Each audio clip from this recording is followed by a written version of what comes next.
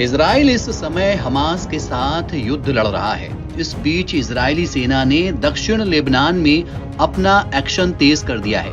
Israel के रक्षा मंत्री Yoav Gallant ने बुधवार को कहा कि इजरायली सेनाएं दक्षिणी लेबनान में आक्रामक कार्रवाई कर रही हैं। उन्होंने ये नहीं बताया कि क्या इजराइल की सेना ने बॉर्डर क्रॉस किया है या नहीं। गैलेंट ने एक बयान में कहा, सीमा पर कई बल तैनात हैं और सेना पूरे दक्षिणी लेबनान में आक्रामक कार्रवाई कर रही है।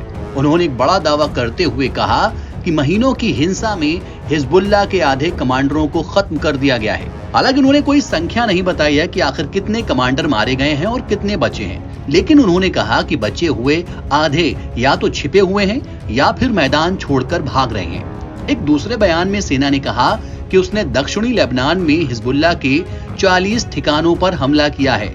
बयान में कहा गया है, कुछ समय पहले आईडीएफ के लड़ाकू विमानों और तोपखानों ने दक्षिणी लेबनान में एता अल शाब के आसपास भंडारण सुविधाओं और हथियारों सहित लगभग 40 ठिकानों पर हमला किया। सेना ने कहा कि हिजबुल्लाह ने इजराइल पर हमला करने के लिए बॉर्डर के करीब बुनियादी ढांचे बनाए हैं। लेबनान की सरकारी राष्ट्रीय समाचार एजेंसी ने पुष्टि की है कि एता अल शाब और आसपास के गांवों में 13 से ज्यादा हवाई हमले किए गए हैं। एयर स्ट्राइक तब की गई जब बुधवार को हिजबुल्लाह ने पुष्टि की थी कि उसने सीमा पार से इजराइल पर रॉकेट दागे हैं। हिजबुल्लाह ने एक बयान में कहा, इजरायली दुश्मन के हमले की प्रतिक्रिया के तौर पर हिजबुल्लाह लड़ाकों ने उत्तरी इजराइल के सीमावर्ती गांवों पर दर्जनों कत्यूशा रॉकेट दागे। आपको बता दें कि इससे पहले लेबनान में हिजबुल्लाह ने इजरायली हर्मीस ड्रोन को मार गिराया है। इससे इजराइल और लेबनान में काफी तनाव बढ़ गया है। रिपोर्ट के मुताबिक हिजबुल्लाह की सैन्य शाखा ने सतह से हवा में मार करने वाली मिसाइल से